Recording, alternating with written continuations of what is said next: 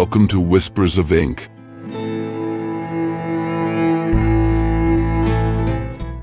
I'm Machado de Assis, and now I will read one of my stories. Let's start with the book Exchange of Dates, which is part of my novels collection.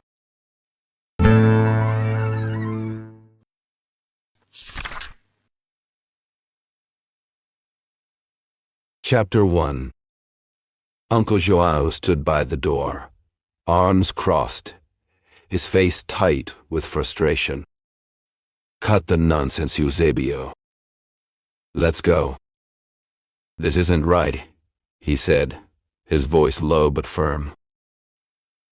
Cyrilla waited nearby, quiet, her hands folded in front of her. I've already said everything I need to say, Uncle Joao, Eusebio replied. I'm not going back to how things were. Leave me here, in my own space. Let Cyrilla stay if she wants. But she didn't do anything to you, Joao insisted. I'm not saying she did, Eusebio admitted. But why do I have to keep explaining? I just can't stand being around her. Joao shook his head, clearly upset. Good Lord, she's such a calm, kind girl. You can't live with someone who's actually good to you. Eusebio shrugged. Maybe I'm the one who's bad. But either way, please, just leave me alone. With that, he walked over to the window and stared outside. Joao stayed where he was, sitting now, spinning his chilla-brimmed hat around on his knee. He looked down at the floor, annoyed and angry. He had arrived the day before, fully expecting to return to the farm with Eusebio by his side. He hadn't pushed the issue the night before, or even before breakfast. They had eaten together, and then Joao had said he would walk around town. But before he left the house, he tried again. It was a wasted effort. Eusebio said no, and then said it again in the afternoon, and again the next day. Joao even tried to scare him by threatening to bring Cyrilla into the room. But that didn't work either. Eusebio made it very clear. If that happened, he might do something even worse.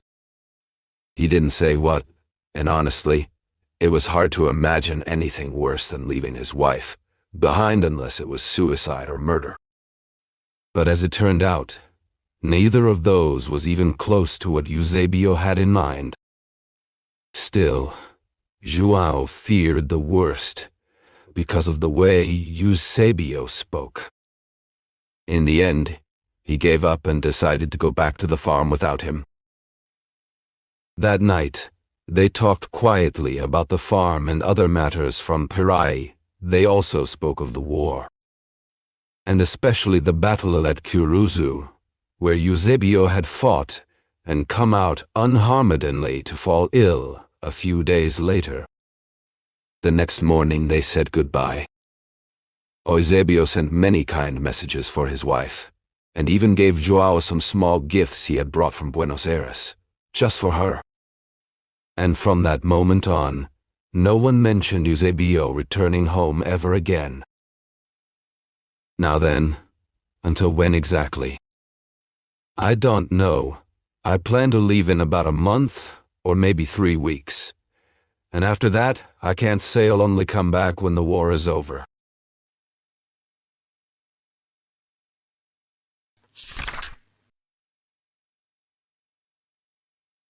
Chapter 2. Eusebio had left his wife. He went off to the Paraguayan War, came to Rio de Janeiro in late 1866, ill and on leave. Then he returned to the front. He didn't hate her that much, is clear, since he sent her messages and small gifts. But what isn't so obvious is something else. Eusebio is now a captain of volunteers. He went to war as a lieutenant, so he must have been promoted. And during a talk with his uncle, He even said had come back as a colonel. So why, if his wife was so good, and he didn't hate her, why, after all, did he refuse to visit Cyrilla when she asked? That's the real problem. That's the knot no one can untie. The mind swims through a sea of guesses, but never finds truth's harbor, or even a safe bay of plausibility. Well, maybe there is a safe bay. It seems to me that a sharp reader, unable to find any better reason, would fall back on the idea of incompatible temperaments. That's the only way to understand this strange captain who sends gifts to his wife, and yet pushes her away. Yes, en numero. The truth is simpler than that. It all comes down to a matter of timing. Timing? What do I mean? Yes, timing something psychological, emotional. A detail the reader won't get unless they actually read this story from the start. First, let's get some facts straight. Our man Eusebio was born in 1842, after the Battle of Carusu. He was 24 years old. He was raised by a strict father and a very strict mother. His mother died in 1854. In 1862, his father decided to marry him off to the daughter of a political ally, meaning a conservative, or, as they said back then, a saquarema. That girl was Donna Cyrilla. By all accounts, even from her critics, Donna Cyrilla was the most beautiful woman in the province. She was a country girl, not a city one. She had visited Rio 2 or 3 times, but she was wild and healthy, like fruit grown far from the capital. She looks like a saint. That's how people expressed their admiration when they saw her. That's how they described her calm face and gentle eyes. The same could be said about her Sula, peaceful creature, full of patience and kindness. Now, let me tell you this. Eusebio, our young man, didn't criticize his father's choice. He approved it. He liked the bride the moment he saw her. And she, in turn, felt a quiet sympathy for him, added to the natural excitement of a young woman about to marry. But neither her excitement nor his liking went beyond a certain point. It never became something intense or extraordinary. It stayed within the limits you'd expect from Cyrilla's nature. You see, Cyrilla was calm, almost too calm. She seemed born for angelic duty serving the Lord, singing in heavenly choirs with her soft, sweet voice, though it lacked fire or passion. Eusebio saw only her eyes, which were, as I said, beautiful, and her fresh, well-shaped mouth. He accepted the bride, and they got married a month later. Everyone agreed it was a perfect match.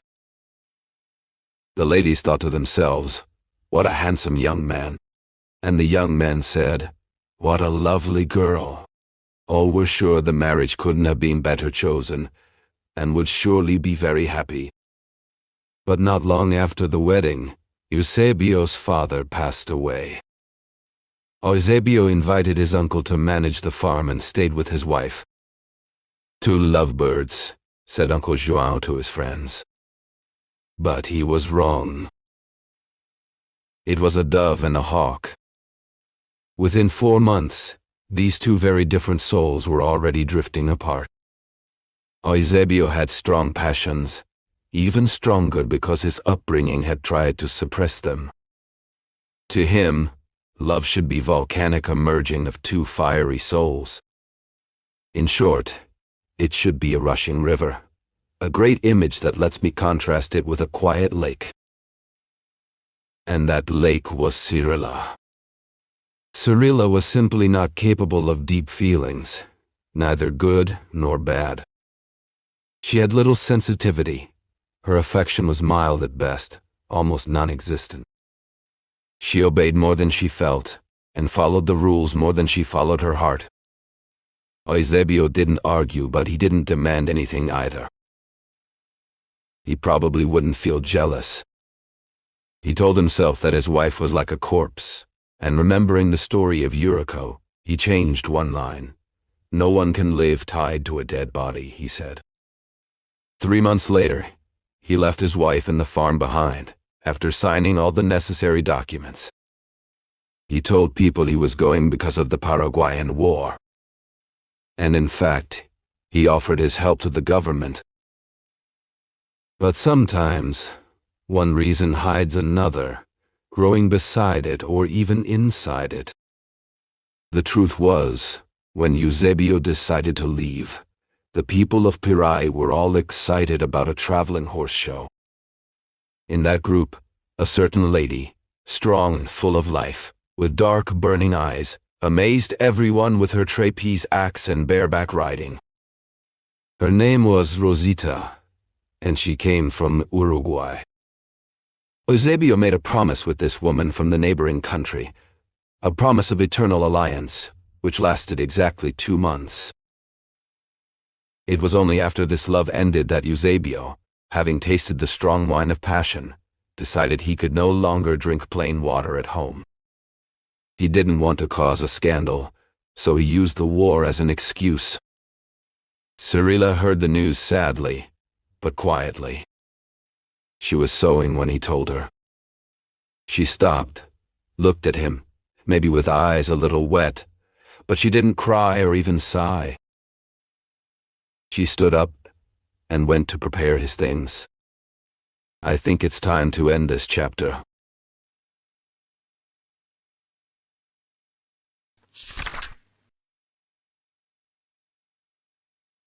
Chapter 3. October of 1870 brought the return of Major Eusebio's battalion to Rio de Janeiro. Fresh from the war, the soldiers marched proudly through the city streets, their uniforms worn but their heads held high. Crowds gathered everywhere, on sidewalks, in windows, on balconies. Everyone wanted to see the brave men who had fought so far and suffered so much. Among them stood Cirilla, leaning out of a window on Rua Primero de Marzo, her heart quietly beating faster. Her husband was back. "Look, Cirilla, look," said her uncle João, his voice full of excitement. "There he is." Cirilla lowered her eyes toward the street. She saw Eusebio, now a major, medals pinned to his chest, his posture sharp and proud. He looked stronger, healthier, more like a soldier than ever. She hadn't seen him in 5 years, and yet she did not cry or faint. Her face stayed calm, almost too calm. She watched him for a moment, not too long, as if he had only left the week before. When the battalion passed, Uncle João left the house to meet his nephew at the barracks. "Well, come here, my boy," he said, arms wide. "Oh, Uncle João," Eusebio replied, hugging him. "You return full of glory," João said after the embrace. "Do you think so?" "Of course. We read everything in the papers. You shone in battle. You must tell us all about it later. Cirilla is in the city." "Oh." "We're staying at Soares Martin's house." Eusebio did not seem unhappy to hear this. But he didn't seem happy either. He stayed quiet, cold even. The conversation didn't warm up much more. They shook hands again, like two men who respect each other but don't share much. 3 days later, Cirilla went back to the countryside. Major Eusebio stayed in the city. That he stayed was already telling. But what he did next told even more. Eusebio had been in love with a woman from Buenos Aires who promised she would come to him in Rio de Janeiro. He didn't really believe she would keep her word, so he started getting ready to go back to the River Plate when, 15 days later, she actually arrived. Her name was Dolores, and she was truly beautiful, a classic Argentine beauty. Eusebio loved her madly, and she loved him just as much. Together, they were a pair of wild lovers. He rented a house in Tijuca, and there they lived together like a pair of eagles. The neighbors said they were an example of good behavior and deep affection. In truth, they never caused any scandal, and they loved each other with the fire, persistence, and intensity of great passions. They walked together, talked about life and the stars, and Eusebio stopped going into the city for 3, 5, even 6 days at a time. When he did go, he stayed only as long as he had to. As the hour of his return neared, people would see the lovely Dolores waiting anxiously by the window or at the gate. One day, however, he was later than usual. By 5 in the afternoon, there was still no sign of him. Then 6, then 7, nothing. Dolores could hardly stand still. She paced from room to room, asked the servants questions, and sent one of them out to see if her man was on his way. She didn't cry, but her eyes were dry and burning with worry. Finally, just before 8, Eusebio arrived. He was out of breath. He had gone to the war minister's house, where the minister's aide told him that His Excellency wanted to speak with him that very day. So he went back at 4 o'clock. They couldn't find the minister, so he waited until 5, then 6. It wasn't until 6:30 that the minister finally returned from the chamber, where a debate had kept him longer than expected. At dinner, Eusebio explained that the reason for the meeting had been a job he had asked for. But the minister couldn't give him that one, so he offered another instead. Eusebio accepted. It was in the north, in the province of Para. Para, Dolores interrupted. Yes, he said. Eusebio looked at Dolores, puzzled. What's wrong? Dolores paused, thinking.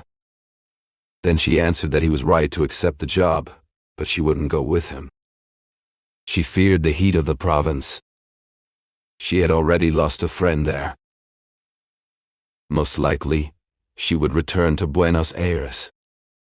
The poor major couldn't finish his meal. He begged her to reconsider.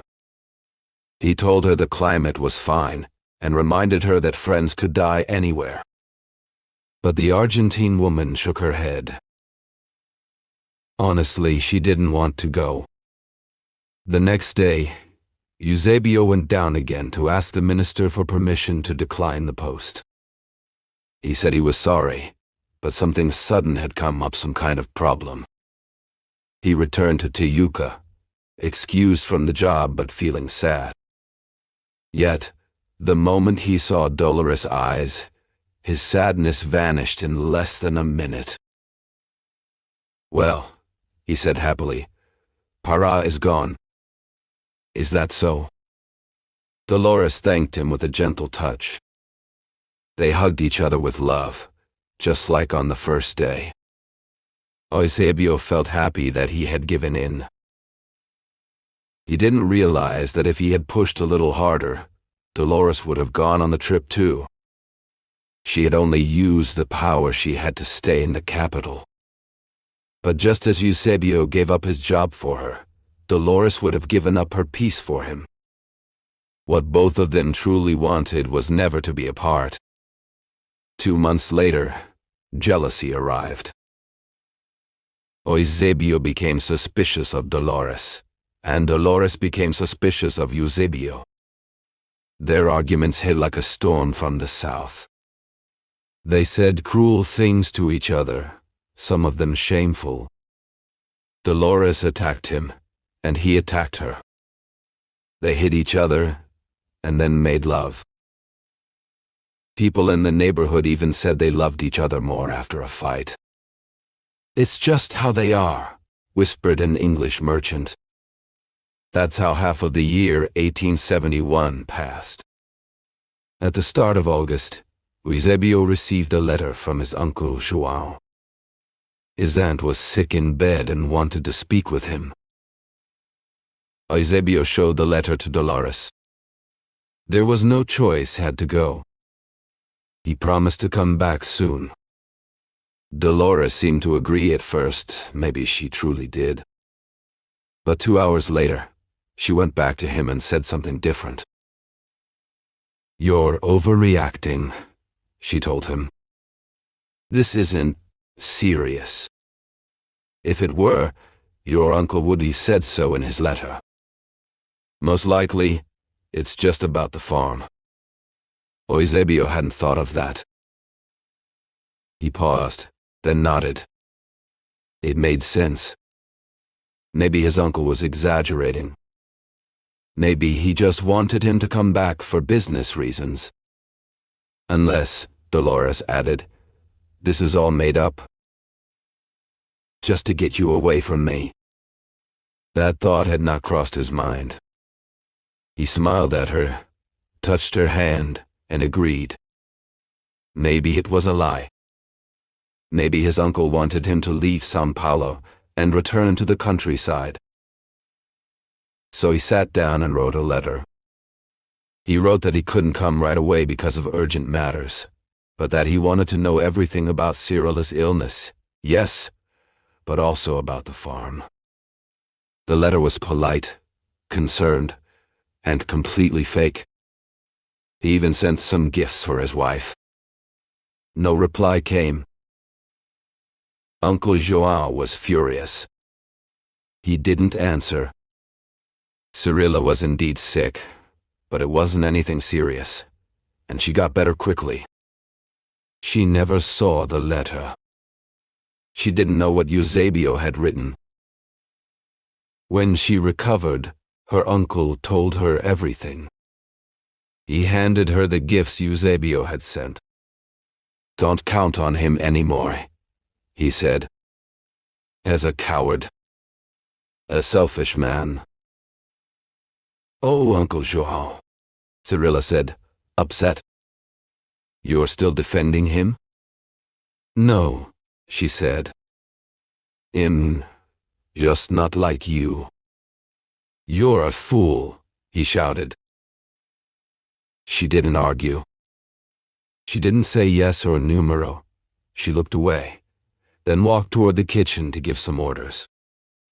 To be honest, during that short walk, she did think of her husband. But once she reached the kitchen, her mind was on the cook. She gave her instructions in a calm voice, as if nothing had happened. Later, she read her husband's letter. She read it slowly. Perhaps with some sadness, yes, but no anger. No pain. Some say a tear fell from her eye onto the paper. If it did, it was only one, and it landed on the margin.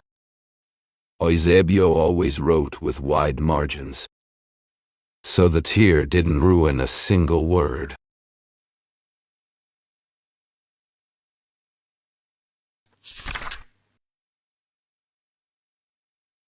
Chapter 4.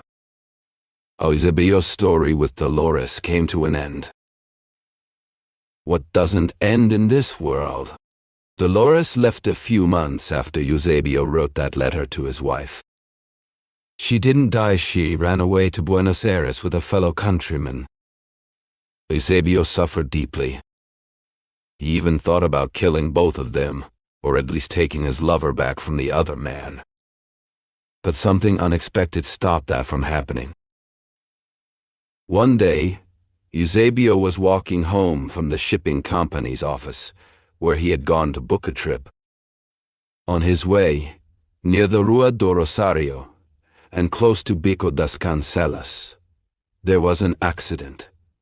A carriage crashed into a cart and smashed it completely. Eusebio, even with everything else on his mind, couldn't help but rush to see what had happened. He always felt the need to check the damage, find out who was at fault, call the police, things like that. He got to the scene and saw a lady inside the broken carriage. She was young and pretty. He helped her out, took her to a nearby house, and stayed with her long enough to make sure she was okay. He even gave a statement to the police later. That last favor, though, wasn't entirely selfless. The woman had made a sweet impression on him. He found out she was a widow. He started showing up where she was, making chance appearances. And soon, they fell in love. When he finally told her he was married, Dona Jesuina, because that was her name, couldn't hold back a flood of tears. But they loved each other, and they kept loving each other. Their passion lasted more than a year. And it didn't end because of her, it ended because of him. His love was too strong, too much, and over time, it began to feel like a burden. Jesuina cried a lot and regretted everything. But for Eusebio, the feeling was gone for good. He forgot about the two women, or rather, the three, if we count the one from the circus. It seemed like he might finally go back to the farm and return to his family. But he never even thought about it. Life in the big city had him hooked. He wrote letters to his wife and his uncle, sent them small gifts and souvenirs. At one point he even said he would come home in a week or two, maybe for São João or Festa de Gloria. But he kept putting it off. And stayed. It was finally decided Eusebio would leave for the city. He had been planning it for months, especially during that December when he finally started making real preparations. It wasn't easy for him to go. But just as he was about to leave, a new romance came along and changed his mind. Again, he stayed. Eusebio loved the theater, and he had a particular weakness for French and Italian actresses. He did crazy things for them, things that most people would call foolish. But he was lucky. His foolishness always seemed to work out. His passions were wild and unstoppable. He never even tried to fight them. He simply gave in. Cyrilla, in time, learned to live apart from him. Eventually, she accepted that fate or nature had placed a deep gap between them. She stayed at the farm with her Uncle João. Uncle João agreed with his niece. "You're doing the right thing," he told her once. "You two were never meant to be together. You're too different. That's the truth about some marriages. And I must admit, I share some of the blame. I supported the match." "No one could have known," Cyrilla replied. "That's true," he said. "But tell me, do you still hope?" "Hope for what?" "That hell come back." "Not at all." And she really meant it. She didn't expect anything from Eusebio anymore. Still, she wrote to him always gentle, always warm, never crying or complaining or asking him to return. There was no drama, no sadness, no pressure. Not even the usual kind of longing you sometimes see in letters like that. And that, strangely, was exactly what Eusebio liked. Those calm letters, free of demands, didn't chase him or scold him or beg him. They didn't feel like the letters João sometimes wrote, full of warnings and advice. That's why Eusebio kept writing back regularly. He needed that quiet connection. Years passed, 5 of them. Then, one day, Cyrilla came to the capital with her uncle. She stayed for 5 or 6 days, and then returned to the countryside. She didn't look for her husband. Eusebio found out about her visit through someone else. He was told she had been staying at a certain hotel, so he rushed there. But he was too late. Cyrilla had left on the morning train. The next day, Eusebio wrote to her. In his letter, he called her ungrateful and forgetful. She answered quickly, explaining that she had to leave suddenly. Nothing more was said about it. In the years that followed, Eusebio's life went on as usual. Nothing changed. Eusebio's love life was a stormy one, full of women as wild and passionate as he was. One of them, a jealous lioness named Sofia from Rio Grande do Sul, had fought other women 2 or 3 times over him. Once, she even hurt him, throwing a pair of scissors straight at his face. They barely missed, grazing his chin. The moment Sofia saw the blood, she collapsed, overcome with guilt. Eusebio forgot his own pain and rushed to her side. When she finally came to, she begged for his forgiveness, fell to her knees, and nursed his wound like a mother would. Their jealous fights kept happening, each one more intense than the last. Rita was another love just like her, with the same fiery scenes. And she wasn't the last either. Others followed, each with her own name and story. But one of these women would end up being part of a surprising moment of tenderness, something no one would expect from a man like Eusebio. This one was a beautiful girl from Minas Gerais named Rosaria. He met her one Saturday night at the public promenade. "Cyrilla," he exclaimed, stunned. And for good reason. Rosaria looked exactly like Cyrilla's Sami face. Same figure, same shoulders. The only difference was in their manners. His wife had always been shy and modest by nature, while Rosaria had grown used to a more free-spirited way of life. Eusebio realized this quickly. The passion he felt for her was strong, but so was his effort to forget her. The resemblance to his wife felt like a deep hole he could fall into. He didn't want this living mirror near him, reminding him of what he had lost. Nor did he want to see her loose ways, which spoiled the image of the woman he once loved. That's what he told himself every time he saw Rosaria. But when she was gone, the passion returned. What else could cure him of this love, if not another love? A Clarina came to comfort him after Rosaria, then a Luisa after Clarina, and a Romana after Luisa, and so it went, one after another. It wasn't only his adventures that passed by, but the years as well, and time forgives no one. Eusebio's heart had grown tired of love. Life had handed him a full cup and he drank it fast. Now, he felt empty. 8 years had passed. He thought about going back home, but how? Shame held him tight. He wrote a letter to his wife, asking for her forgiveness, but tore it up right away. He stayed. Boredom sat beside him. Loneliness crushed him. Every letter from Cyrilla brought the scent of the countryside, the memory of home, the quiet life with his gentle and loyal wife. He felt like jumping on a train and going back, but again shame held him back. In October 1879, he got a letter from his uncle Joaquim. It was the first in a long time. He feared bad news. He opened it and quickly decided to leave. Cyrilla was sick, very sick. He left the next day.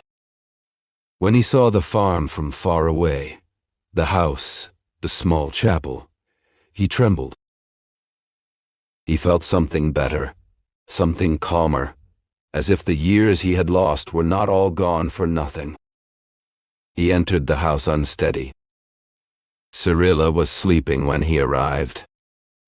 Ignoring his uncle's advice, Eusebio walked quietly into her room and watched her. He left quickly, hiding his tears. His uncle held him tight and told him everything. Cyrilla had caught a deadly fever.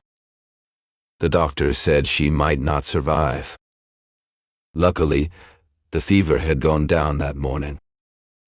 Cyrilla recovered in just a few days.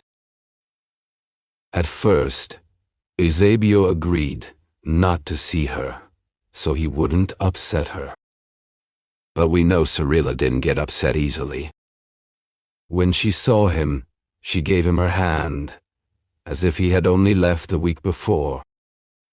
Just like when he left for the war. "Now, is this for real?" Uncle João asked his nephew. "I swear it is." And he kept his word. Don't think he stayed out of duty or looked unhappy like a man who had finally given up his wild life. No. He stayed because he truly wanted to. Eusebio became tender, gentle, and deeply devoted, not in a dramatic or loud way, but with a calm, steady love. There were no wild scenes, no excesses like those of Cyrilla. To anyone watching them together, it seemed like they were perfectly matched, as if they had been made for each other. Uncle João, a rough man with a thoughtful mind, saw them now, so close and in harmony, and remembered something he had thought before. But now he changed his mind a little. He said to himself, it wasn't that their personalities clashed, it was just that their timing had been wrong. The man Cyrilla truly belonged to was this 40-year-old Eusebio, not the younger one she had married. As long as we try to force love into moments that don't fit, we waste time. But time moved forward, and everything finally fit into place. He watched them with a quiet smile, thinking how strange and beautiful life could be when it finally found its rhythm.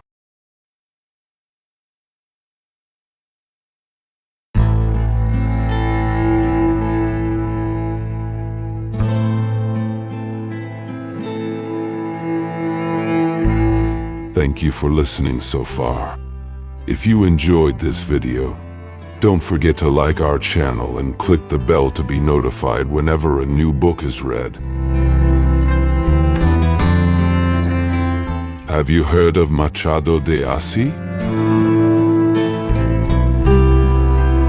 Machado de Assis, born in Rio de Janeiro in 1839, is considered one of the greatest writers in Brazilian literature and a master of psychological realism. He was a novelist, poet, playwright, and short story writer whose works explore the complexities of human behavior with irony, subtlety, and deep introspection. Among his most famous novels are Dom Casmurro, which questions truth and memory, and the posthumous memoirs of Brás Cubas, a satirical narrative told by a deceased man. Machado's literature often reflects the contradictions of Brazilian society, addressing issues like race, class, power, and identity in a sophisticated yet accessible style. Despite being born into poverty and facing racial prejudice, Machado de Assis rose to become the president of the Brazilian Academy of Letters and a symbol of literary excellence.